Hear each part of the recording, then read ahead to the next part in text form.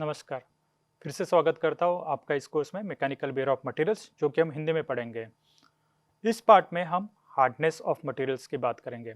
Hardness ये term आपने सुना होगा।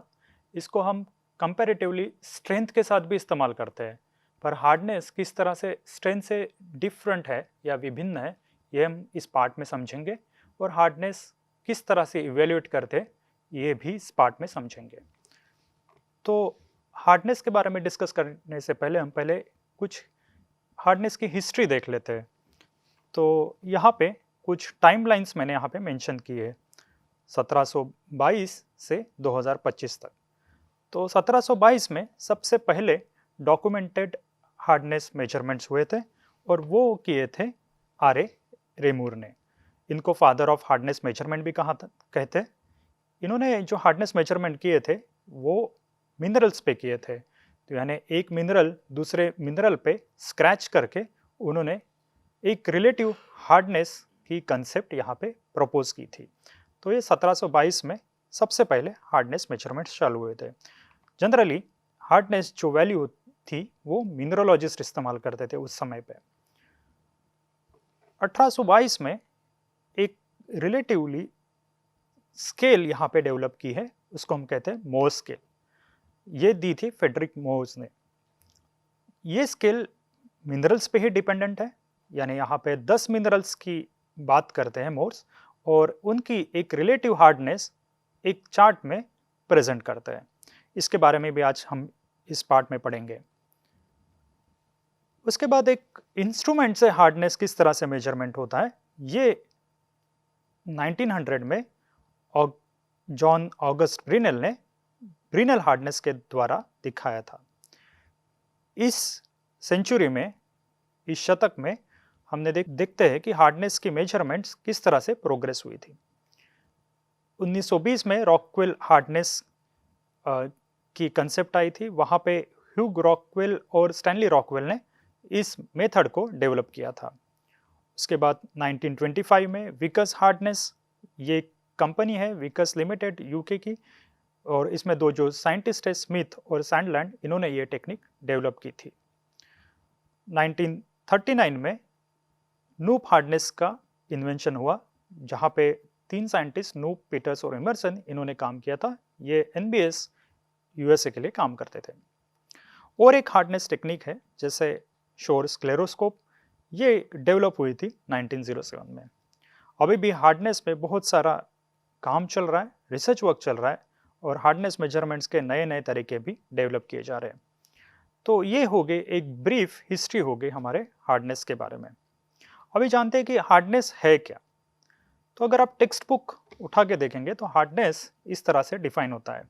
ये है एक मटेरियल की प्रॉपर्टी जो मटेरियल का रेजिस्टेंस क्वांटिफाई करती है या मेजर करती है, किस तरह से लोकलाइज प्लास्टिक डिफॉर्मेशन या परमानेंट डिफॉर्मेशन या इंडेंटेशन का रेजिस्टेंस वो करती है।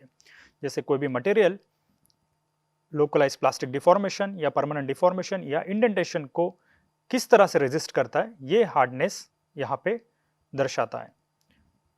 मैंने यहाँ पे इंडेंटेशन की बात की थी, तो यहाँ पे आप इस तरह से समझ सकते हैं कि मटेरियल, मैं यहाँ पे कुछ ड्रॉ करके आपको बताना चाहता हूँ। जैसे मेरा एक सैंपल है और एक इंडेंटर जो कि हार्ड मटेरियल से बना हुआ है, इस तरह से इसको मैं इंडेंटर कहूँगा, और ये इंडेंटर मैं इस मटेरियल में पुश करूँगा। तो उसके वजह से क्या होगा, इस मटेरियल में प्लास्टिक डिफॉर्मेशन होगा कुछ इस रीजन में, और ये प्लास्टिक डिफॉर्मेशन डिपेंड करेगा कि ये मेरा मटेरियल किस तरह से रेजिस्ट करता है इस इंडेंटेशन प्रोसेस को। यही हार्डनेस की कंसेप्ट है। सबसे पहले जब हम बात करते हैं हार्डनेस की, तो जब हार्डनेस टेस्ट कैरी किए थे वो नेचुरल मिनरल्स पे कैरी किए थे। जैसे मोर्स स्केल की हम बात करेंगे तो ये नेचुरल मिनरल्स पे थे, और तब हम देखते हैं कि एक एबिलिटी है मटेरियल की टू स्क्रैच अनदर।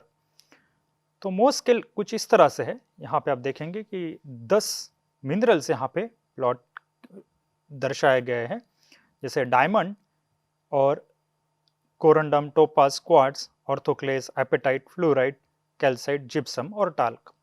टाल्क सबसे सॉफ्ट मटेरियल है इस स्केल में, और डायमंड सबसे हार्ड है। तो इसका नंबर हमने 10 इस तरह से दे दिया है। अभी हम देखते हैं कि कॉमन ऑब्जेक्ट्स जो हम जिंदगी में इस यूज़ करते हैं, जैसे अभी हम देखते हैं कि हमारा फिंगर नेल, इसकी हार्डनेस अगर हम देखेंगे तो ये इस मोस स्केल पे आती है अराउंड 2.5, और स्टील नेल की अगर हम हार्डनेस देखेंगे तो ये आती है अराउंड 6.5। तो ये एक रिलेटिव स्केल है, यहाँ पे कोई ये जो स्केल है ये क्वांटिफाइड नहीं है, ये एक रिलेटिव स्केल है, यानी एक एबिलिटी दिखाता है मटेरियल की। इसको हार्डनेस को हम हार्डली क्वांटिफाई कर सकते हैं। जैसे जैसे हम आगे बढ़ेंगे उस तरह से हम समझेंगे कि हार्डनेस एक रिलेटिव ही मेजरमेंट है। तो ये मेजरमेंट है, ये मटेरियल के रेजिस्टेंस की एबिलिटी दर्शाता है। रेजिस्टेंस किसके लिए? लोकलाइज प्लास्टिक डिफॉर्मेशन या परमानेंट डिफॉर्मेशन या इंडेंटेशन। ये हो गया हमारा मोस हार्डनेस स्केल। अभी हम आगे बढ़ते और हार्डनेस के बारे में कुछ इंट्रोडक्शन देखते हैं, कुछ बिंदु यहाँ पे मैं रखना चाहता हूँ। जैसे हार्डनेस जो मेजरमेंट अभी होता है वो एक स्मॉल इंडेंटर जो कि हमेशा हार्ड मटेरियल होता है, जनरली डायमंड या स्टील से बना होता है, हार्ड एंड स्टील से बना होता है। ये एक स्मॉल इंडेंटर हम किसी मटेरियल के सरफेस में इंडेंट करते हैं एक कंट्रोल्ड लोड और उस रेट ऑफ एप्लीकेशन में, यानी एक प्रॉपर रेट से उस लोड इंडेंटर पर लोड रखते हैं और इंडेंटर पुश करते हैं मटेरियल में। ये हार्डनेस मेजरमेंट का एक सेंट्रल कंसेप्ट है। अभी हम देखते हैं कि ये जो हार्डनेस मेजरमेंट है ये रिलेटिव है रादर देन एब्सोल्यूट, यानी हम इसको एब्सोल्यूट वैल्यू नहीं कंसिडर कर सकते, एक जस्ट एबिलिटी दर्शाता है मटेरियल की। और इसके लिए हमें कुछ केयरफुल टेक्निक्स यहाँ पे डेवलप की गई है हार्डनेस मेजरमेंट के लिए।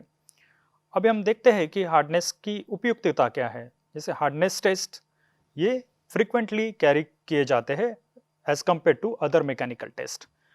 कुछ कारण है इसके लिए, ये हम देखते हैं अभी।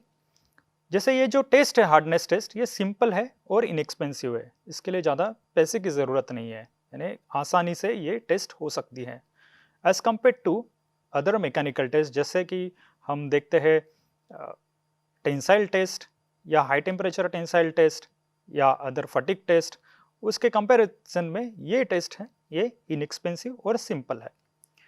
इसके लिए हमें कोई सैंपल स्पेसिमन प्रिपरेशन की या ज़रूरत नहीं है, या स्पेशल ज़रूरत नहीं है, जो स्पेशल सैंपल हमें कुछ चाहिए, हमें सिर्फ एक फ्लैट सैंपल चाहिए।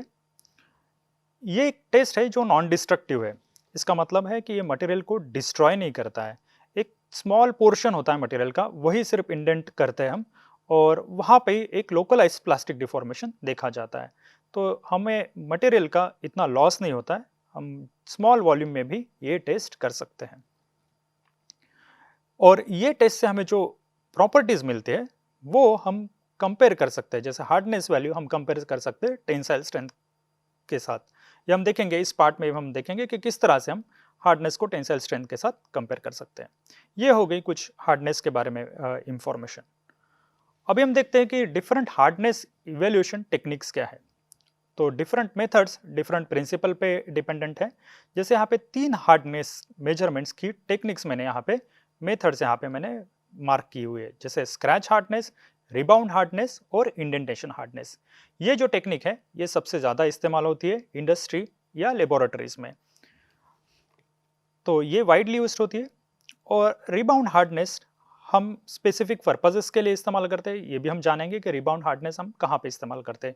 स्क्रैच हार्डनेस की उपयुक्तता ये है कि ये मल्टीफेज मटेरियल्स के लिए काफ़ी उपयुक्त है। जैसे यहाँ पे मल्टीफेज मटेरियल्स के अगर डिफरेंट हार्डनेस है, आसानी से स्क्रैच हार्डनेस से मेजर कर सकते हैं। जैसे मेरे पास मल्टी कॉन्स्टिट्यूएंट मटेरियल्स है, मिनरोलॉजिस्ट या मोस स्केल इसी स्क्रैच हार्डनेस के प्रिंसिपल से बना हुआ है। तो ये तो हमने देखा मोस स्केल के बारे में। अभी हम देखते हैं कुछ ये 2 हार्डनेस टेक्निक्स। तो स्क्रैच हार्डनेस के बारे में जब जानेंगे तब हम देखते हैं कि हार्ड स्टाइलस हम इस्तेमाल करते हैं स्क्रैच बनाने में के लिए। जैसे यहाँ पे एक इमेज मैंने दिखाई है, तो यहाँ पे देखेंगे कि ये जो है ये एक हार्ड स्टाइलस है, ये जो टिप यहाँ पे दिख रही है एक हार्ड स्टाइलस है, और ये जो सरफेस है ये प्रॉपरली मिरर फिनिश सरफेस है, और इस सरफेस पे ये स्टाइलस हम मूव करेंगे या ये जब स्टाइलस इस सरफेस पे मूव करेगा, अक्रॉस मूव करेगा तो एक स्क्रैच तैयार करेगा। तो स्कीमेटिकली कुछ हमने इस तरह से दिखाया है। यहाँ पे आप देख सकते हैं कि स्टाइलस मेरा कुछ इस तरह से है और यहाँ पे मैं कुछ प्रेशर इस स्टाइलस पे अप्लाई करूँगा और ये जो मटेरियल है, इस मटेरियल के अगेंस्ट ये स्टाइलस हम मूव करेंगे, इस स्टाइलस को इस तरह से ट्रैवल करेंगे तो यहाँ पे एक स्क्रैच तैयार होगी इस मटेरियल पे और वही हम मेजर करेंगे एज अ स्क्रैच हार्डनेस। तो स्क्रैच कुछ इस तरह से हमें दिखेगी। मैं अगर टॉप व्यू अगर देखूंगा तो स्क्रैच मेरी कुछ इस तरह से होगी। प्रैक्टिकली हम देखेंगे तो इस स्क्रैच को हम फुरो भी कहते हैं। अगर हार्डनेस वैल्यू अगर रिपोर्ट करनी है तो हम देखते हैं कि हार्डनेस ये एच वैल्यू यहाँ पे दिखाती है कि हम हार्डनेस वैल्यू मेजर कर रहे हैं। एस जो है वो दिखाता है कि मैं स्क्रैच हार्डनेस इस्तेमाल कर रहा हूँ और पी जो है ये दर्शाता है कि मैं कांस्टेंट लोड पे काम कर रहा हूँ। यहाँ पे देखेंगे कि ये जो वैल्यू है ये मुझे स्क्रैच हार्डनेस की वैल्यू देगी। ये दर्शाती है 8p upon pi W square. ये डब्ल्यू है, ये जो फ्यूरो है इसकी विड्थ है। ये अगर मेजर करेंगे हम माइक्रोस्कोप से तो हम देखेंगे कि मैं हार्डनेस की वैल्यू यहाँ पे निकाल सकता हूँ। तो कुछ टेस्ट पैरामीटर्स यहाँ पे मैंने मार्क किए, जैसे मैंने बताया कि फोर्स मैं यहाँ पे कांस्टेंट रख रहा हूँ, स्लाइडिंग स्पीड 20 मिलीमीटर पर मिनट से मैं मूव कर रहा हूँ स्टाइलस को। स्लाइडिंग डिस्टेंस 10 मिलीमीटर है, कितना डिस्टेंस मैं स्लाइड करना चाहता हूँ यहाँ पे दर्शाया गया है। एटमॉस्फेयर किस एटमॉस्फेयर में और किस टेम्परेचर में मैं कर रहा हूँ ये भी यहाँ पे हम इस टेस्ट पैरामीटर्स में इंक्लूड करेंगे। अभी हम जो बात करेंगे स्क्रैच हार्डनेस की, तब मैंने कहा था कि ये जो हार्डनेस टेस्टिंग मेथड है ये हम इस्तेमाल करते हैं कि डिफरेंट फेजेस के हार्डनेस की वैल्यूज निकालने में, और इसके वजह से हमें उनके जो मटेरियल में माइक्रो कॉन्स्टिट्यूएंट्स है या माइक्रो कॉन्स्टिट्यूएंट फेजेस है उसकी हार्डनेस आसानी से पता कर सकते हैं। तो ये हो गया स्क्रैच हार्डनेस के बारे में कुछ इंफॉर्मेशन। अभी हम देखते हैं रिबाउंड हार्डनेस के बारे में। तो रिबाउंड हार्डनेस ये हम जनरली मेजर करते हैं श्लोर स्लेरोस्कोप से। इसमें हम क्या करते हैं, यहाँ पे एक हैमर होता है। ये हैमर, इसकी जो टिप होती है वो डायमंड राउंडेड टिप होती है और इसका वेट होता है 1/16 ऑफ पाउंड।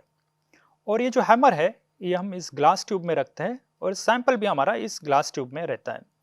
ये हैमर यहाँ पे हैंग हुआ रहता है। इसका डिस्टेंस होता है सैंपल्स के सरफेस से 10 इंच। और यहाँ पे कुछ आर्बिट्री स्केल यहाँ पे मार्क की है। जनरली इसमें 140 डिविजन्स होते हैं। अभी हम क्या करते हैं, इस हैमर को इस सैंपल पे इम्पैक्ट करते हैं या अलाउ करते हैं कि ग्रेविटी के साथ इस सैंपल पे फॉल हो। और जैसे ये फॉल होगा यहाँ पे कुछ इंटरैक्शन होगा और इसके वजह से ये हैमर बाउंस बैक करेगा कुछ इस तरह से। अभी मैं इस हैमर को रिलीज करूंगा और ये इम्पैक्ट हुआ और ये बाउंस बैक हुआ। अभी ये जो बाउंस बैक हुआ या रिबाउंड हुआ उसकी हम हाइट मेजर करते हैं। तो ये तो रिलेटिव मेजरमेंट्स है। अभी हम देखेंगे कि ये जो हाइट है अगर वो 100 डिविजन्स तक पहुंचती है, यहाँ से 0 चालू होगा और 100 डिविजन्स तक अगर पहुंचती है तो ये हाइट होती है हमारे करस्पॉन्ड करती है वो हार्डन हाई कार्बन स्टील के हिसाब से। अगर ये 100 डिवीजन से नीचे है तो हम देखेंगे कि मटेरियल की हार्डनेस हम कंपेयर कर सकते हैं हाई कार्बन स्टील के साथ। तो जितना हार्डर मटेरियल उतना हायर रिबाउंड।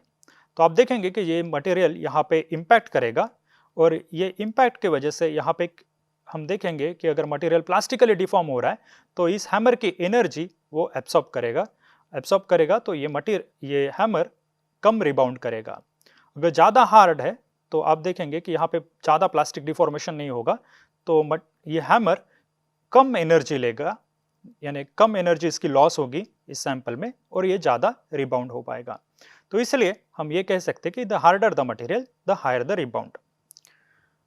तो इस टेस्ट से हम ये भी जो elastic stored energy of material ये भी हम कंप्यूट कर सकते हैं या ये भी हम निकाल सकते हैं। ये टेक्निक जो है ये पोर्टेबल है और इजी टू हैंडल है, यानी इसके लिए कोई स्किल्ड वर्कर की ज़रूरत नहीं है इस शोर स्क्लेरोस्कोप को हैंडल करने में। एक इम्पॉर्टेंट पॉइंट यहाँ पे मेंशन करना चाहता हूँ कि आप ये जो शोर स्लेरोस्कोप है इसको शोर ड्यूरोमीटर के साथ कंपेयर ना करें या इसके साथ कंफ्यूज ना हो। शोर ड्यूरोमीटर जो है वो रबर्स और प्लास्टिक की हार्डनेस इवेल्युएट करने में हम इस्तेमाल करते हैं। तो आप शोर ड्यूरोमीटर के बारे में भी पढ़ सकते हैं। यह हो गई हमारी रिबाउंड हार्डनेस। अभी हम देखते हैं कि तीसरी टेक्निक जो कि है इंडेंटेशन हार्डनेस। इसको समझने से पहले एक सेंट्रल कंसेप्ट समझ लेते हैं इंडेंटेशन हार्डनेस की। जैसे यहाँ पे मैंने दो मटेरियल दिखाए हुए, ये एक मटेरियल और ये दूसरा मटेरियल।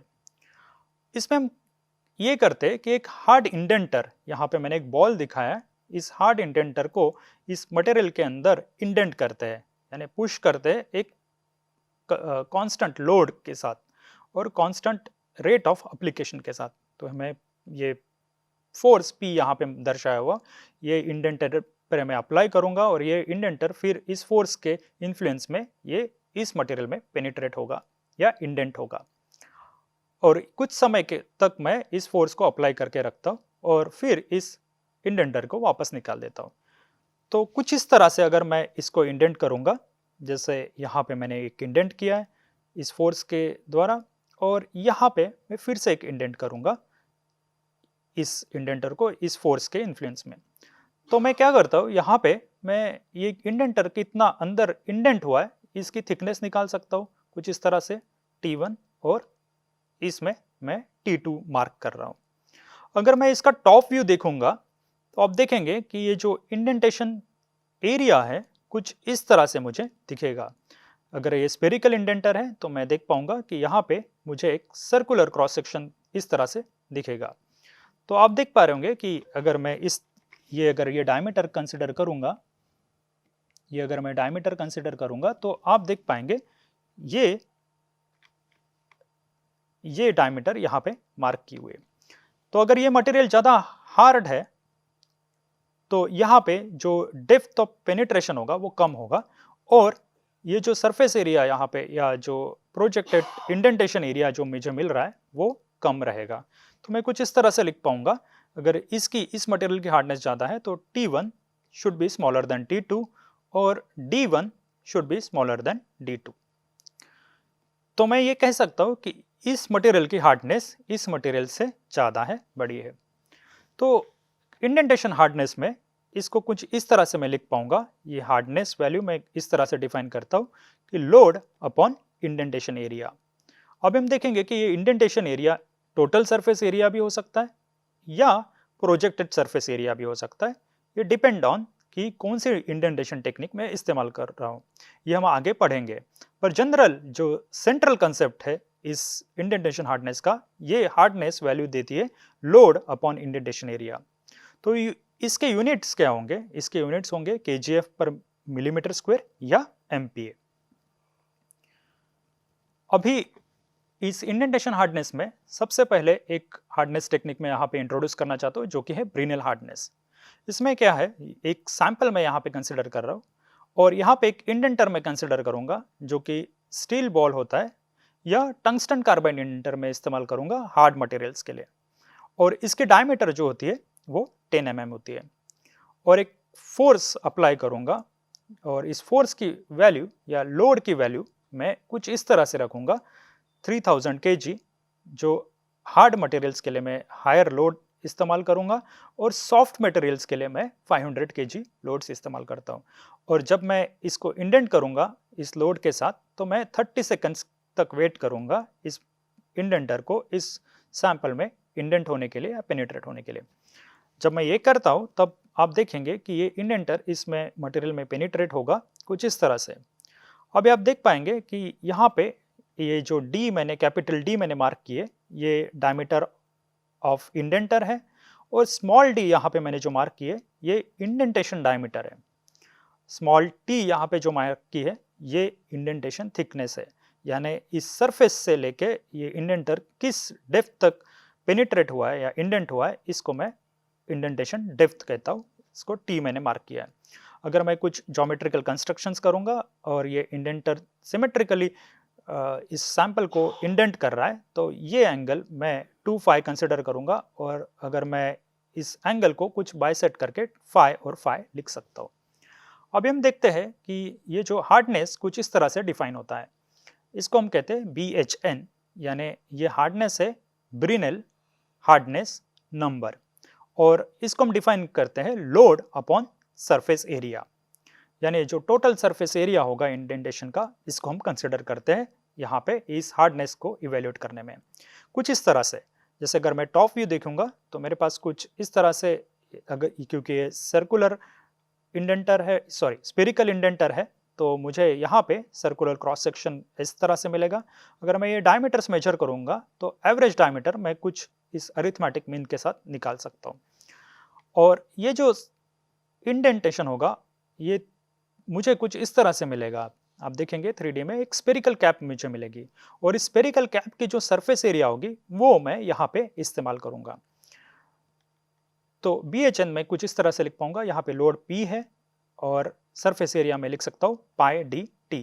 अगर आप स्फेरिकल कैप का सरफेस एरिया निकालने की कोशिश करेंगे तो आपको पाई dt ये इक्वेशन मिलेगा। तो यहाँ पे अगर मैं t की वैल्यू रिप्लेस करूंगा तो t की वैल्यू में कुछ ज्योमेट्रिकल अंडरस्टैंडिंग के साथ इस तरह से लिख पाऊंगा d minus under root of d square minus small d square, और अगर फाई के साथ लिखने की कोशिश करूंगा तो कुछ इस तरह से मुझे ये BHN का रिलेशन मिलेगा। तो इस तरह से मैं ब्रिनेल हार्डनेस नंबर यहाँ पे डिफाइन कर पाऊंगा। अगर मैं इसके यूनिट्स देखूंगा तो आप देखेंगे कि यूनिट्स यहाँ पे kg पर मीटर मिलीमीटर स्क्वायर या MPa, और आपको पता है 1 kgf पर millimetre square is equal to 9.81 MPa होता है। जैसे मैं अगर इस टेस्ट के द्वारा मुझे कुछ नंबर मिलता है 500 BHN, तो यानी ये है ब्रिनेल हार्डनेस नंबर है, या इसको मैं इस तरह से भी लिख सकता हूँ 500 HB, यानी ये दर्शाता है हार्डनेस इन ब्रिनेल। तो ये हार्डनेस मेजर्ड है एट 500 kgf पर मिलीमीटर स्क्वायर। अभी जब मैं ब्रिनेल हार्डनेस की बात करूंगा तो हम देखते हैं कि वहां पे लोड्स जो मैंने अप्लाई किए वो 3000 kg और 500 kg है। ये बहुत लार्ज लोड्स है, इसके वजह से मुझे जो इंडेंटेशन मिलेगा उसका साइज भी लार्ज रहेगा। पर इसका एक एडवांटेज है कि जो सरफेस इरेगुलरिटीज है या स्क्रैचेस है या सरफेस रफनेस है, इसके बारे में हमें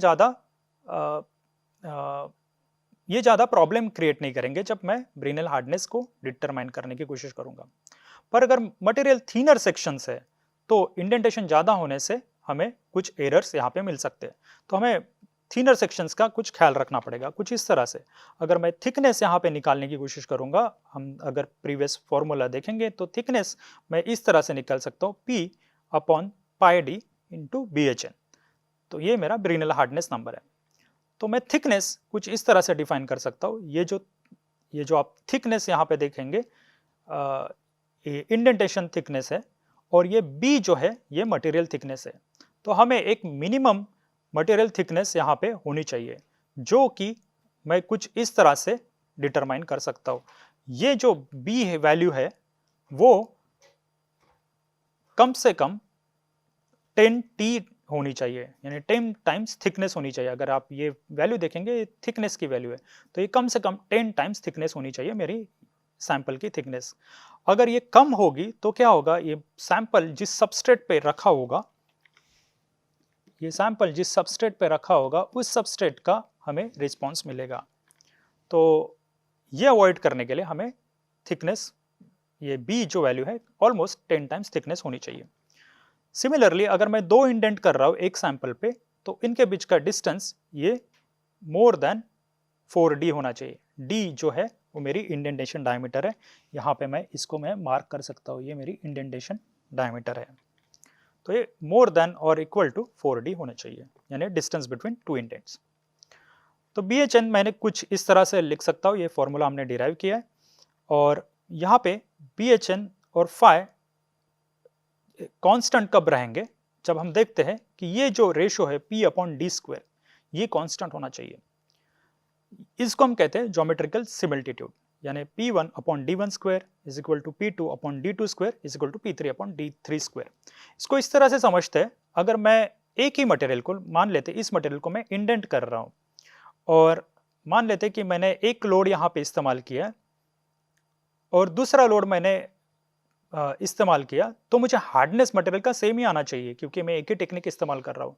और वो आने के लिए ये जो टर्म है ये मेरी कांस्टेंट होनी चाहिए। जैसे मैं P1 लोड अप्लाई करूंगा तो मुझे जो डायमीटर मिलेगी, इंडेंटर की डायमीटर है, ये मैं यही इस्तेमाल करना चाहिए। अगर P2 है तो मुझे ये इस्तेमाल करनी पड़ेगी, नहीं तो हमें डिफरेंट डिफरेंट हार्डनेस वैल्यू मिलेगी डिफरेंट डिफरेंट लोड्स के साथ, और वो प्रॉब्लमैटिक है। जनरली हम क्या करते हैं, जो इंडेंटेशन जो डायमीटर है वो जनरली 0.25 डी, ये जो इंडेंटर की साइज है या डायमीटर है, इसके 0.25 होनी चाहिए या 0.5 मैक्सिमम हो सकते हैं, इन दोनों के बीच में होनी चाहिए। कुछ इस तरह से समझते हैं, जैसे अगर ये मान लेते हैं मेरी इंडेंटर की डायमीटर है कैपिटल डी, तो यहाँ पे मैंने कहा है कि इंडेंटेशन डायमीटर इन दोनों वैल्यू के बीच में लाई होनी चाहिए। अगर मैं 0.25 डी अगर मैं कंसिडर करूंगा तो 0.25 डी कुछ इस तरह से लेंथ होगी और 0.5 डी कुछ इस तरह से लेंथ होगी। तो आप देखेंगे कि ये जो पार्ट है इतना ही पार्ट मेरा इंडेंटर का मटेरियल में इंडेंट करेगा, तब मुझे जो वैल्यूज मिलेगी वो वैल्यूज एक्यूरेट रहेगी, अदरवाइज हमें डीप इंडेंटेशन मिलेगा। आइडियली मुझे ये वैल्यू होनी चाहिए 0.375 डी। ये जो वैल्यू है ये मेरी ये वैल्यू जो है वो एवरेज वैल्यू है इन दोनों की। आइडियली ये वैल्यू हम इस्तेमाल करते हैं इंडेंटेशन निकालने के वक्त। अभी हम देखते हैं कि एक मेयर हार्डनेस मैं यहाँ पे डिफाइन करना चाहता हूँ। ये इसलिए डिफाइन करना चाहता हूँ कि जब मैं ब्रीनल हार्डनेस इवेल्युएट करूँगा तब देखते हैं कि डिस्ट्रीब्यूशन ऑफ स्ट्रेसेस ये सिमेट्रिकल है about axis of load, but जो लोड मैं अप्लाई करूँगा वो लोड की वजह से जो सरफेस एरिया है वो प्रोपोर्शनल नहीं रहता है इस लोड के साथ। जो सरफेस एरिया में इवेल्युएट इस्तेमाल कर रहा हूँ, यहाँ पे हमने ब्रीनल हार्डनेस इस तरह से डिफाइन किया था, लोड अपॉन सरफेस एरिया। तो ये जो सरफेस एरिया है वो प्रोपोर्शनल रहता P के साथ, वो चेंज होता है, वो लीनियर अगर होगा तब यहाँ पे एरर्स कम आएंगे। तो सबसे मेयर ने ये प्रपोज किया कि प्रोजेक्टेड एरिया इंडेंटेशन का इस्तेमाल किया जाए, क्योंकि प्रोजेक्टेड एरिया हम देखते हैं कि ये प्रोपोर्शनल हो सकता है मोर और लेस हायर लोड्स के साथ। ये अगर मैं कंसिडर करूंगा प्रोजेक्टेड एरिया तो ये वैल्यू मेयर्स हार्डनेस की कुछ इस तरह से मुझे मिलेगी, P upon pi D square upon 4। ये अगर मैं से प्रोजेक्टेड एरिया तो ये सर्कल हो जाएगा और ये सर्कल का एरिया आ जाएगा पाई डी स्क्वायर अपॉन 4। तो मेयर हार्डनेस की वैल्यू कुछ इस तरह से आएगी 4P upon pi D square. अगर मैं इस वैल्यू को देखूंगा या इस वैल्यू को देखूंगा, ये दर्शाता है कुछ mean pressure at the indenter surface and the indentation. तो हम देखते हैं कि ये जो सरफेस एरिया है ये प्रोपोर्शनल क्यों नहीं रहता है। दो रीजन है, ये इस पार्ट में हम पढ़ेंगे कि जब मैं इंडेंट कर रहा हूं किसी सरफेस को, यहाँ पे आप देखेंगे अगर ये इंडेंटर इस तरह से इंडेंट हो चुका है तो यहाँ पे मटेरियल दो तरीके से डिफॉर्म करेगा, एक तो एक प्लास्टिक डिफॉर्मेशन और दूसरा होगा इलास्टिक डिफॉर्मेशन। अगर मैं प्लास्टिक डिफॉर्मेशन की बात करूंगा तो ये परमानेंट डिफॉर्मेशन है, पर इलास्टिक डिफॉर्मेशन ये रिकवर होगा। जैसे ही मैं इंडेंटर वापस लूंगा वैसे ही ये जो सरफेस एरिया है यहाँ पे चेंज होगा, तो आपको जो वैल्यू मिलेगी वहां पे एरर्स ज्यादा होंगे। और मैं जब प्रोजेक्टेड एरिया इस्तेमाल करता हूँ तो यहाँ पे ज्यादा इलास्टिक रिकवरी नहीं होती, इसलिए जो हार्डनेस की वैल्यू मैं इवेल्युएट करूंगा प्रोजेक्टेड एरिया के साथ तो वहां पे एरर्स कम होंगे। ये होगी मेयर हार्डनेस के बारे में कुछ इंफॉर्मेशन। अभी मैं दूसरी टेक्निक यहाँ पे इंट्रोड्यूस करना चाहता हूँ जो कि रॉकवेल हार्डनेस टेस्टिंग है। इस टेस्ट में हम क्या करते हैं कि ये सैंपल यहाँ पे रखते हैं और यहाँ पे हम दो लोड अप्लाई करते हैं, एक माइनर लोड और मेजर लोड। ये जो टेस्ट है ये आप इसका स्टैंडर्ड यहाँ पे इस तरह से देख सकते हैं, ASTM स्टैंडर्ड E18। तो ये टेस्ट जो है वो सिंपल है और इसके लिए कोई स्पेशल स्किल्स की ज़रूरत नहीं है। इसके लिए हम दो इंडेंटर्स इस्तेमाल करते हैं, एक स्पेरिकल इंडेंटर जो हार्डन स्टील बॉल से बना हुआ होता है और उसकी डायमीटर्स होती है 1/16, 1/8, 1/4 और 1/2 इंच। और दूसरा है कोनिकल डायमंड या ब्रेल इंडेंटर। तो ये इंडेंटर का शेप कुछ इस तरह से होता है, यहाँ पे दर्शा देता हूँ। ये इंडेंटर कुछ इस तरह से होता है और ये जो होता है कोनिकल शेप का होता है और इनके बीच का एंगल होता है 120 डिग्री। इसको हम कहते हैं ब्रेल इंडेंटर भी, और ये हार्ड मटेरियल्स के लिए हम इस्तेमाल करते हैं। अभी जब मैं ये मेजरमेंट करूंगा तो तब सबसे पहले मैं क्या करता हूँ, ये जो माइनर लोड है ये मैं अप्लाई करता हूँ मटेरियल पे। ये माइनर लोड मैंने इस तरह से अप्लाई किया और आप देखेंगे कि डायल गेज यहाँ पे कुछ रीडिंग्स दर्शाएगा। ये दर्शाता है कि कितना मटेरियल में इंडेंटेशन हुआ है। ये डेप्थ के साथ ये डायल गेज प्रोपोर्शनली मूव होता है। अब मैं क्या करता हूँ, इस माइनर लोड पे मेजर लोड ऐड करता हूँ, या ये डेप्थ पहले मैंने मेजर कर ली और ये मेजर लोड यहाँ पे मैंने ऐड कर दिया, और इस मेजर लोड के साथ ये माइनर लोड दोनों मिलके इस सैंपल को फिर से इंडेंट करेंगे कुछ इस तरह से। यहाँ पे और इंडेंटेशन मुझे मिलेगा। तो ये डेप्थ मैंने यहाँ पे मेजर कर ली इस डायल गेज से। अभी क्या करेंगे, इस मेजर लोड को मैं रिमूव कर देता हूँ। तो इस मेजर लोड को मैंने अभी रिमूव कर लिया, रिट्रैक्ट कर लिया। तो क्या होगा, यहाँ पे इस मेजर लोड की वजह से जो इलास्टिक डिफॉर्मेशन होगा वो भी रिकवर होगा, और उसके वजह से यहाँ पे जो इंडेंटेशन डेप्थ मिली थी वो कम होगी। यानी कुछ इस तरह से हमें इलास्टिक रिकवरी मिलेगी, और ये जो रिकवरी यहाँ पे मिल रही है कुछ इस तरह से मैं आर से मार्क करूंगा। आप देखेंगे कि ये डायल गेज की वैल्यू यहाँ पे घट गई है। तो ये जो फाइनल वैल्यू यहाँ पे मिलती है उसको ही हम कहते हैं हार्डनेस वैल्यू इस टेस्ट में। तो ये जो डायल गेज की वैल्यू जो मैं रिप्रेजेंट कर रहा हूँ, तो जितना ज़्यादा इंडेंटेशन डेप्थ उतनी ज़्यादा ये डायल गेज की वैल्यू, और उतना ज़्यादा हार्डनेस, उतना कम हार्डनेस मटेरियल का। तो आप देखेंगे कि ये जो वैल्यू है हार्डनेस की, ये एक आर्बिट्री वैल्यू है। ये हार्डनेस नंबर मैं जो डिफाइन करता हूँ, ये डिफाइन करता हूँ मैं difference in depth of penetration resulting from initial and minor and major load. और दो रॉकवेल हार्डनेस टेस्टिंग हम यहाँ पे कंसिडर करते हैं। एक वन है रॉकवेल हार्डनेस और दूसरी है सुपरफिशियल हार्डनेस टेस्टिंग। इसको भी हम समझेंगे अगले स्लाइड में। और ये जो हार्डनेस वैल्यू है इसको एक आर्बिट्री यूनिट्स है, ये डिपेंड करता है, जैसे मैंने कहा कि ये डायल गेज के मेजरमेंट पे डिपेंड करता है, और ये डिपेंड करेगा डेप्थ ऑफ पेनिट्रेशन पे। और जो स्केल डिजिग्नेटेड है वो HR है, यानी हम यहाँ पे H रिप्रेजेंट करता है हार्डनेस, R रिप्रेजेंट करता है रॉकवेल। अभी हम जानते हैं कि मेजर और माइनर लोड्स क्या है और कौन से इंडेंटर्स हम इस्तेमाल करते हैं। इसकी मेजरमेंट के लिए हमें कुछ चीज़ें की ज़रूरत है, जैसे एक्यूरेट अलाइनमेंट, मेजर और माइनर लोड्स एक्यूरेटली अलाइंड होने चाहिए, सरफेस क्लीन होना चाहिए, जैसे ऑयल, ग्रीस और ऑक्साइड्स इस सरफेस पे नहीं होने चाहिए, या थिकनेस लिमिटेशन यहाँ पे भी होती है सैंपल की, हम वो जानेंगे अगली स्लाइड में। यहाँ पे हम देखते हैं कि मैंने यहाँ पे रॉकवेल हार्डनेस मेजर की, रॉकवेल हार्डनेस यहाँ पे मेंशन किया है। तो सबसे पहले जो माइनर लोड होती है उसकी वैल्यू यहाँ पे 10 kg है, और मेजर लोड्स यहाँ पे 3 मेजर लोड्स हम इस्तेमाल कर सकते हैं, 60, 100, 150। और ईच स्केल को हम रिप्रेजेंट करते हैं एक अल्फाबेट से corresponding to indenter and load. जैसे यहाँ पे स्केल्स कुछ मेजर की है रॉकवेल में, जैसे ABCDEFGHK। तो आप देखेंगे यहाँ पे डिफरेंट इंडेंटर्स यहाँ पे मैंने मेजर किए, और या डिफरेंट साइजेस उन इंडेंटर्स के मैंने मेजर किए।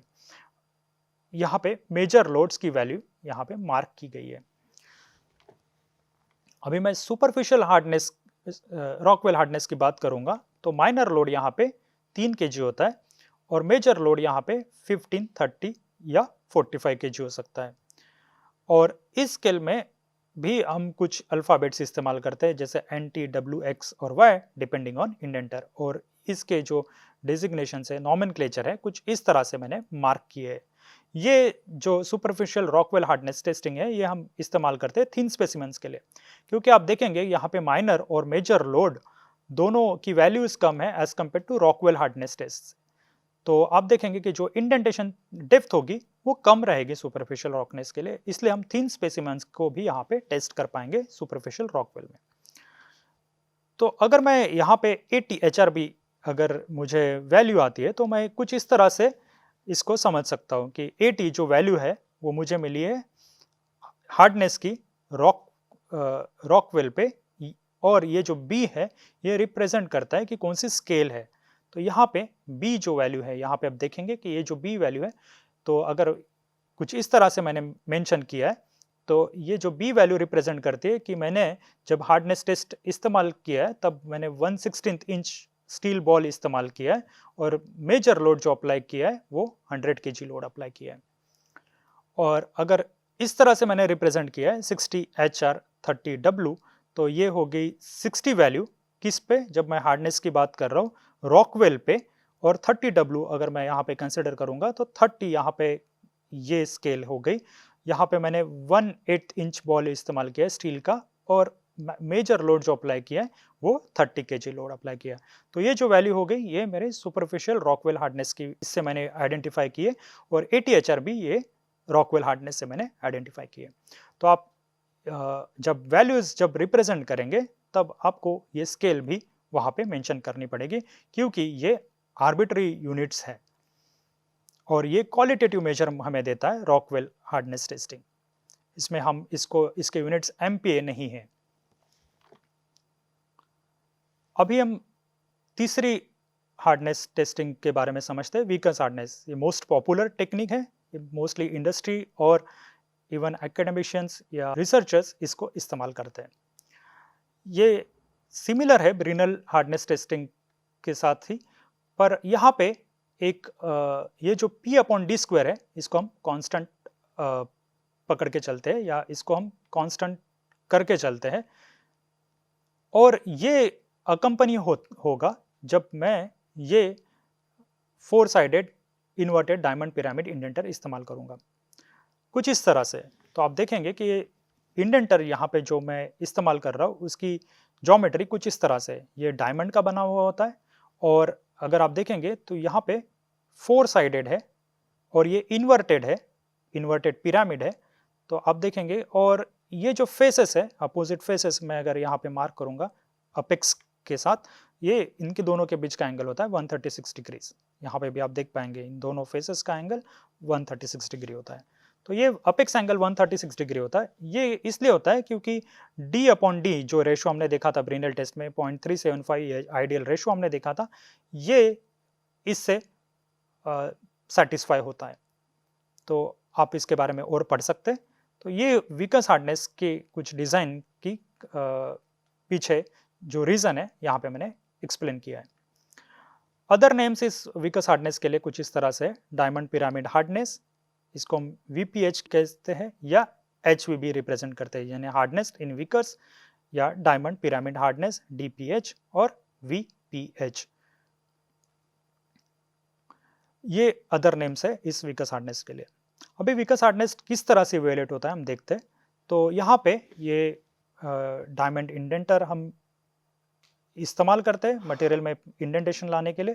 तो हमें जो एरिया मिलेगा, इंडेंटेशन एरिया मिलेगा कुछ इस तरह से मिलेगा, हमें स्क्वायर शेप मिलता है, और इन दो डायगोनल्स को हम मेजर करते हैं स्क्वायर के, D1 और D2।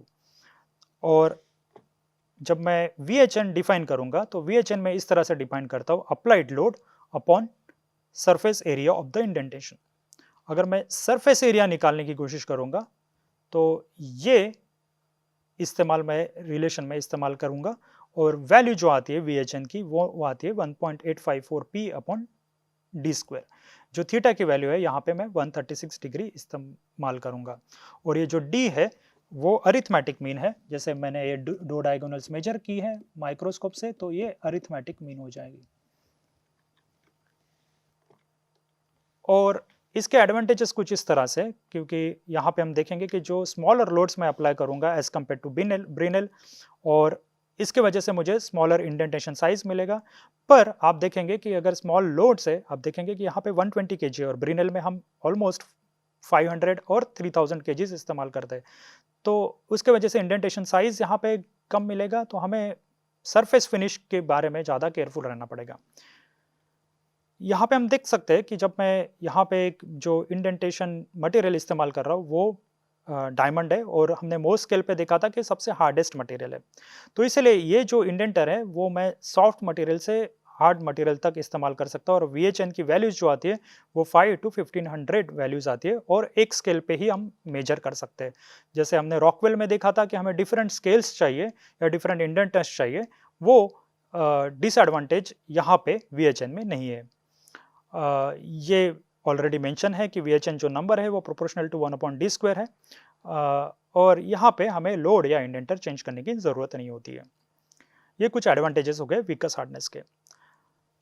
ये जो हार्डनेस अभी तक हमने बात किए थे वो मैक्रो हार्डनेस में आते हैं। अभी मैं जब माइक्रो हार्डनेस टेस्ट की बात करूंगा तब आप देखेंगे कि एरिया और डेप्थ ऑफ इंडेंटेशन ये छोटे होते हैं और टिपिकली ये लेस देन 100 माइक्रॉन्स होते हैं। तो इसका एक एडवांटेज है कि अगर मटेरियल में कुछ माइक्रो कॉन्स्टिट्यूएंट्स है या फेजेस है, डिफरेंट फेजेस है, उसका हार्डनेस मैं आसानी से मेजर कर पाऊंगा माइक्रो हार्डनेस टेस्ट के द्वारा। तो मोस्ट पॉपुलर टेक्निक यहाँ पे मैं वीकस माइक्रो हार्डनेस टेस्ट यहाँ पे मेंशन करना चाहता हूँ। तो ये स्टैंडर्ड वीकस हार्डनेस की तरह ही है, पर जो लोड अप्लाई आप यहाँ पे कर रहे हैं वो 22,000 ग्राम्स है, यानी लेस देन 1 kg लोड हम इस्तेमाल करते हैं। कुछ मॉडर्न टेस्टर्स में हम 2 ग्राम लोड तक भी जा सकते हैं, पर यहाँ पे हमें कुछ ज़रूरत है पड़ती है क्योंकि लोड अगर कम है तो आप देखेंगे कि इंडेंटेशन साइज जो है, इंडेंटेशन डेप्थ वो स्मॉल होती है, तो हमें सरफेस फिनिश या फ्लैटनेस ऑफ सैंपल का ज़्यादा ख्याल रखना पड़ता है और हमें गुड माइक्रोस्कोप असेंबली चाहिए उस इंडेंटेशन साइज को मेजर करने के लिए। जैसे हमने देखा था कि वीकर्स में हमें डायमीटर्स मेजर करने हैं, तो अगर ये माइक्रॉन्स में है कुछ इस तरह से अगर मुझे ये मेजर करने, तो आपको कुछ अच्छे माइक्रोस्कोप असेंबली की जरूरत पड़ेगी। इसमें मैं एक नूप हार्डनेस को यहाँ पे इंट्रोड्यूस करना चाहता हूँ। इसका प्रोनाउंसिएशन नूप होता है। तो इसमें कुछ वीकस हार्डनेस टेस्ट की शॉर्टकमिंग्स हम ओवरकम करते हैं। इसमें भी हम पिरामिडल शेप नूप डायमंड इंडेंटर इस्तेमाल करते हैं। कुछ इस तरह से उसका डायमेंशन होता है और आप देखेंगे कि ये जो इंडेंटर की डायमेंशंस है कुछ इस तरह से, एक मेरे पास लॉन्ग डायगोनल है और एक शॉर्ट डायगोनल है। तो ये जो लॉन्ग डायगोनल है ये ऑलमोस्ट आप देख सकते हैं कि 30 टाइम्स होता है आपके इंडेंटेशन थिकनेस के द्वारा, और कुछ इस तरह से रेशोज हम मेंटेन करते हैं। जैसे L/B का रेशो होता है 7.11 और B/T इज क्लोज टू 4। तो आप देख पाएंगे कि जो लेंथ है, आप देखेंगे कि इस डायरेक्शन में जो इंडेंटेशन लेंथ होगी वो बड़ी होगी, और मैं सिर्फ इसी डायमेंशन के अकॉर्डिंग इंडेंटेशन लेंथ मेजर करूंगा। फिर वीकस हार्डनेस में मैं 2 तरह से मेजर करता हूँ। मैं यहाँ पे मार्क कर लेता हूँ। जैसे हमने वीकस हार्डनेस में देखा था कि मुझे दोनों डायमीटर इस्तेमाल करने पड़ते हैं। ये डिसएडवांटेज हम यहाँ पे नूप हार्डनेस में रिमूव करते हैं। जैसे सिर्फ मैं इसी इंडेंटर इसी डायगोनल के अराउंड मैं ये डायमीटर इंडेंटेशन डायमीटर मेजर करूंगा। और KHN मैं इस तरह से डिफाइन करता हूँ। ये नूप हार्डनेस नंबर है, या इसको HK भी लिख सकते हैं। ये डिफाइन करता हूँ मैं applied load upon unrecovered projected area. तो यहाँ पे ये वैल्यू KHN की कुछ 14.2 P/L², जो L है वो मेरे लॉन्ग डायगोनल की लेंथ है, और ये जो 14.2 है ये ज्योमेट्रिक शेप है, और ये सप्लाई करते हैं, मैन्युफैक्चरर इसको सप्लाई करते हैं। ये आप जब जिस मैन्युफैक्चरर से आप ले रहे हो वो ये नंबर आपको सप्लाई करेंगे, और ये नंबर बेस्ड होता है ये रेशोज के ऊपर, जैसे L/B और B/T। तो कुछ एडवांटेजेस देख लेते हैं नूप हार्डनेस के। जैसे यहाँ पे हम देखेंगे कि जो इलास्टिक रिकवरी है वो आपकी शॉर्ट डायगोनल पे कन्फाइंड रहेगी, क्योंकि इस डायगोनल के अराउंड आप ज़्यादा प्लास्टिक डिफॉर्मेशन होगा, तो रिकवरी आपकी इस डायगोनल के अराउंड कम होगी। तो हम इसी डायगोनल के अराउंड हम मेजर करते हैं, तो एरर्स हमारे मेजरमेंट में कम आएंगे। हम देख पाएंगे कि अगर मैं इस तरह से नूप हार्डनेस मेजर कर रहा हूँ तो ये जो इंडेंटर है मैं कुछ इस तरह से पास पास प्लेस कर पाऊंगा। तो इन दोनों का डिस्टेंस जो होगा वो मैं घटा पाऊंगा। तो हम एक स्टीप हार्डनेस प्रोफाइल भी यहाँ पे मेजर कर सकते हैं।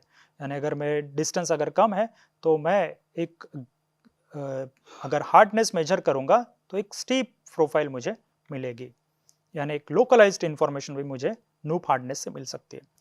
इसका एक मेजर एडवांटेज जो है विकस हार्डनेस के ऊपर कि हम ये थिन सरफेस लेयर्स और ब्रिटल मटेरियल्स के लिए भी इस्तेमाल कर सकते हैं। ये हो गई नूप हार्डनेस की इंफॉर्मेशन। अभी यहाँ पे जो भी हार्डनेस टेस्टिंग्स हमने डिस्कस की थी उसकी एक समरी मैंने यहाँ पे दी है। जैसे हमने ब्रिनल हार्डनेस, विकस हार्डनेस, नूप हार्डनेस और रॉकवेल हार्डनेस के बारे में पढ़ा। यहाँ पे शेप और साइज ऑफ इंडेंटेशन हमने या इंडेंटर मटेरियल यहाँ पे कौन से इस्तेमाल किए यहाँ पे मेंशन किए, लोड यहाँ पे मेंशन किया गया है और फॉर्मूला जो हार्डनेस वैल्यू हम निकालेंगे उसके लिए यहाँ पे मेंशन किया गया है। रॉकवेल में कोई फॉर्मूला नहीं है क्योंकि हमने कहा था कि रॉकवेल जो वैल्यू देता है वो आर्बिट्रेरी होता है, तो वो रिप्रेजेंट करते हैं हम रिलेटिवली और हमें उसके लिए स्केल्स भी मेंशन करनी पड़ती है। ये होगी हार्डनेस टेस्टिंग टेक्निक्स। अभी हम जानते हैं कि जैसे मैंने इलास्टिक और प्लास्टिक डिफॉर्मेशन की बात की थी जब इंडेंटेशन हार्डनेस मेजरमेंट होती है तब। तो जैसे ये मेरा मटेरियल है और ये इंडेंटर है और मैंने कुछ लोड अप्लाई किया और उस लोड के साथ ये इंडेंटर मटेरियल में इंडेंट करेगा, तो मटेरियल में दो डिफॉर्मेशन होगी। एक प्लास्टिक डिफॉर्मेशन, कुछ इस तरह से मैंने मार्क किया, यहाँ पे मटेरियल प्लास्टिकली डिफॉर्म हो रहा है और यहाँ पे मटेरियल इलास्टिकली डिफॉर्म हो रहा है। तो ये हो गया एक इंटरफेस मेरा, और इस इंटरफेस पे मुझे स्ट्रेन ग्रेडियंट्स हमेशा मिलेंगे। स्ट्रेन ग्रेडियंट्स यानी आप देखेंगे कि यहाँ पे प्लास्टिक स्ट्रेन ज़्यादा है, यहाँ पे इलास्टिक स्ट्रेन कुछ इस तरह से। तो जैसे जैसे मैं यहाँ से इस डायरेक्शन से आगे बढ़ रहा हूँ तो आपको एक इलास्टोप्लास्टिक इंटरफेस हमेशा मिलेगा और यहाँ पे इलास्टिक रिकवरी भी मिलेगी जब मैं ये इंडेंटर को वापस निकालूंगा, क्योंकि ये जो इलास्टिक डिफॉर्मेशन है वो रिकवर करेगा और मेरे पास ये प्लास्टिक डिफॉर्मेशन रहेगा। तो यहाँ पे कुछ मुझे चेंजेस मिलेंगे सरफेसेस पे। तो इसको अवॉइड करने के लिए ये एक मीन प्रेशर मैं डिफाइन करना चाहता हूँ। जैसे मीन प्रेशर जो है वो 4p/πd²। यहाँ पे आप देखेंगे कि ये πd²/4 अगर मैं कंसिडर करूंगा, ये जो एरिया होगा ये प्रोजेक्टेड एरिया होगा। और मैंने कहा था कि प्रोजेक्टेड एरिया पे इलास्टिक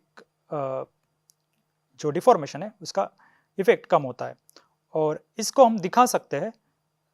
ये जो वैल्यू है C × सिग्मा नॉट, और ये सिग्मा नॉट जो वैल्यू है ये flow stress of the material है, क्योंकि हम कनेक्ट करना चाहते हैं ये जो वैल्यू है ये मटेरियल के प्रॉपर्टीज के साथ किस तरह से कनेक्टेड है, और ये जो C है ये कंस्टेंट फैक्टर है। तो आप देखेंगे कि ये जो वैल्यू है ये नथिंग बट मेरी मेयर्स हार्डनेस की वैल्यू थी।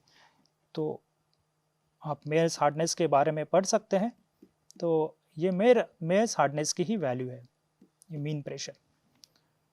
जनरली हम देखते हैं कि ये जो C वैल्यू है, अगर मैं कुछ थेरीज इस्तेमाल करूंगा तो जैसे मैक्सिमम शेयर स्ट्रेस थेरी इस्तेमाल करूंगा तो C की वैल्यू 2.6 होगी, या अगर वॉन माइसेस क्राइटेरिया इस्तेमाल करूंगा तो C की वैल्यू यहाँ पे 3 मिलेगी। तो हम हार्डनेस को कनेक्ट कर सकते हैं एक मटेरियल के फ्लो स्ट्रेस के साथ। तो ये हो गया elastic plastic deformation around indentation. अब हम इसके इम्प्लीकेशन देखते हैं कि क्या हो सकता है। जैसे हम देखेंगे कि कुछ इस तरह से मुझे इंडेंटेशन सरफेस या इंडेंटेशन एरिया मिलता है, जैसे रीचिंग टाइप और सिंकिंग टाइप। ये डिपेंड करता है मेरे मटेरियल के बिहेवियर के ऊपर।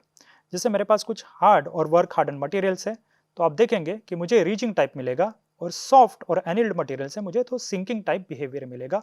और आप देखेंगे कि ये क्यों आता है, क्योंकि यहाँ पे ये मटेरियल ऑलरेडी हार्ड है तो यहाँ पे स्ट्रेन हार्डनिंग कम होगी और यहाँ पे आपको मिलेगा पाइल ऑफ मटेरियल्स।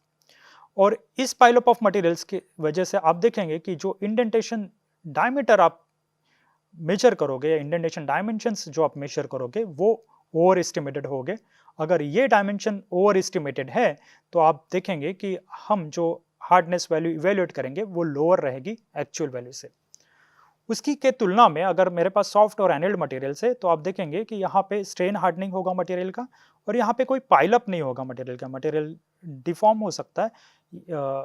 और यहाँ पे आप देखेंगे कि ये जो डायमीटर है सिंकिंग टाइप में, ये मेजर डायमीटर है वो स्मॉलर रहेगी और जो हार्डनेस हम एस्टिमेट करेंगे वो हायर होगा एक्चुअल वैल्यू से। तो ये कुछ एरर्स डेवलप हो सकते हैं मेरे elastic plastic deformation around indentation की वजह से। हम इस टाइप के डिफेक्ट्स भी देखते हैं जब मैं वीकनेस हार्डनेस की बात करूंगा, तो परफेक्टली हमें कुछ इस तरह से मिलना चाहिए, पर हमें कुछ पिन कुशन टाइप मिलता है या बैरलिंग टाइप इंडेंटेशंस मिलते हैं। तो ये भी हमें पिन कुशन टाइप या सिंकिंग टाइप मिलता है, जो हमने दिखा ये वेल एनिल्ड मेटल्स में मिलता है। यहाँ पे हम ओवर एस्टिमेट करते हैं डायगोनल्स को और हमें हार्डनेस की जो वैल्यू मिलेगी वो लोअर मिलेगी।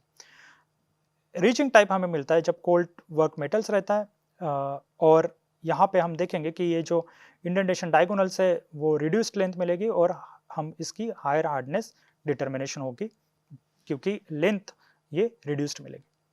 तो ये एरर्स आएंगे मेरे जब मैं मेजर करूंगा मटेरियल की प्रॉपर्टीज या हार्डनेस, जब इलास्टिक प्लास्टिक डिफॉर्मेशन रहेगा मेरे इंडेंटेशन के अराउंड।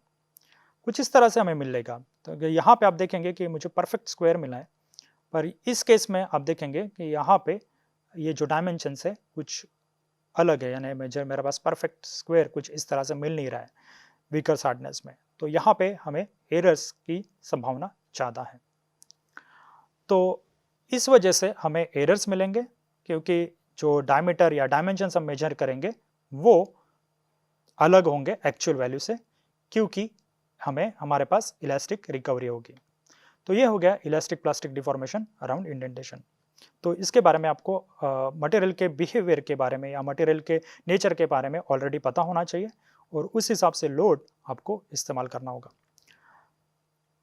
अभी हम देखते हैं कि जैसे हार्डनेस कन्वर्शन हमें बहुत ज़रूरी होता है कुछ किस किस केस में, जैसे हम हार्डनेस को कन्वर्ट करना पड़ता है स्ट्रेंथ के साथ, तो हमें ये हार्डनेस कन्वर्शंस पता होने चाहिए। हाउएवर ये जो हार्डनेस कन्वर्शंस है वो एम्पिरिकल है और ये कोई यूनिवर्सल रिलेशनशिप नहीं होते हैं। आप ASM मेटल्स हैंडबुक रेफर कर सकते हैं इस कुछ हार्डनेस कन्वर्शंस के लिए, ये एम्पिरिकल रिलेशंस के लिए। तो यहाँ पे कुछ एग्जांपल मैं यहाँ पे देना चाहता हूँ।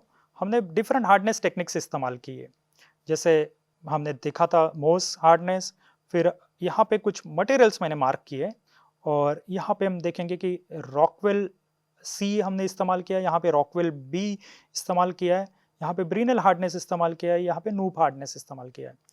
तो अगर मान लेते हैं कि अगर मैं कुछ ये इजीली मशीन स्टील्स को मैं हार्डनेस टेस्ट कर रहा हूँ, रॉकवेल सी से हार्डनेस टेस्ट कर रहा हूँ, तो आप देखेंगे कि रॉकवेल सी में उसकी वैल्यू अगर 20 आ रही है तो रॉकवेल बी में उसकी वैल्यू लगभग 90 आएगी, या ब्रिनल हार्डनेस में उसकी वैल्यू आ सकती है अराउंड 200 और यहाँ पे नूप हार्डनेस में उसकी वैल्यू आएंगी क्लोज टू 250, या अगर मैं मो स्केल पे जाऊँगा तो इसकी वैल्यू आएगी 4 से 5 के बीच में, मान लेते हैं 4.5।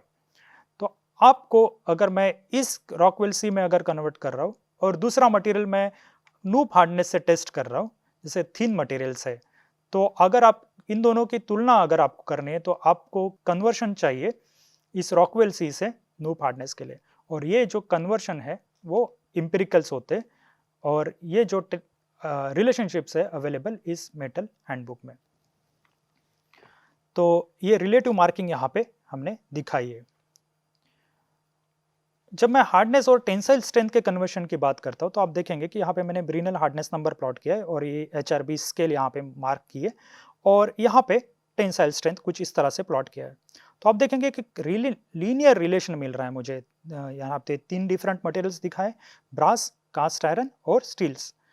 तो एक कुछ रिलेशन यहाँ पे लिख सकते हैं। यहाँ पे मैंने स्टील्स के लिए रिलेशन दिया है, जैसे टेंसाइल स्ट्रेंथ स्टील की मैं कन्वर्ट कर सकता हूँ। अगर मैं HB में मेजर कर रहा हूँ हार्डनेस तो ये हो जाएगी 3.45 हार्डनेस इन B स्केल।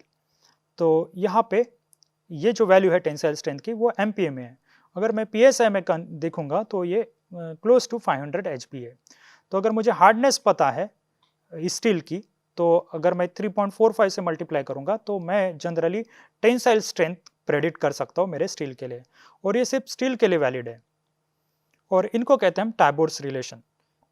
ये जो रिलेशंस हमें दिए थे टैबोर ने दिए थे, तो ये डिफरेंट रिलेशंस यहाँ पे प्रेजेंट है एएसएम मेटल्स हैंडबुक में और या टैबोर के बुक में, तो आप इसको देख सकते हैं। पर ये जो रिलेशन यहाँ पे मेंशन किया है ये सिर्फ स्टील्स के लिए वैलिड है, तो आपको केयरफुल होना पड़ेगा कि आप किस रिलेशन को, किस इंपेरिकल रिलेशन को इस्तेमाल कर रहे हैं अपने हार्डनेस टू टेंसाइल स्ट्रेंथ के कन्वर्शन में। तो इस पार्ट में हमने हार्डनेस की इंपॉर्टेंस देखी। ये जो लाइन है ये हुग ओनिल ने दी थी, the hardness of metals and it's measurement, ये बुक में आप इसको रेफर कर सकते हो। और उन्होंने कहा था कि जो सी में समुद्र में जो लाटें होती है या वेव्स होती है या स्टॉर्म होता है, वो इजीली हम देख सकते हैं, अप्रिशिएट कर सकते हैं, बट वो आसानी से मेजर नहीं कर सकते, हम सिर्फ रिलेटिवली बात कर सकते हैं। उसी तरह से हार्डनेस की हम बात करते हैं। तो जो टैबोर का मैंने एग्जांपल दिया था कन्वर्शन का, वो आप इस बुक को रेफर करके देख सकते हैं, द हार्डनेस ऑफ मेटल्स। तो इस पार्ट में हमने हार्डनेस के बारे में देखा, हार्डनेस का इम्पोर्टेंस हमने देखा, हार्डनेस के डिफरेंट मेजरिंग टेक्निक्स देखी, और लास्ट में हमने हार्डनेस के कुछ कन्वर्शंस देखे। नेक्स्ट पार्ट में हम पढ़ेंगे इम्पैक्ट टेस्टिंग के बारे में। अभी के लिए रुकता हूँ, धन्यवाद।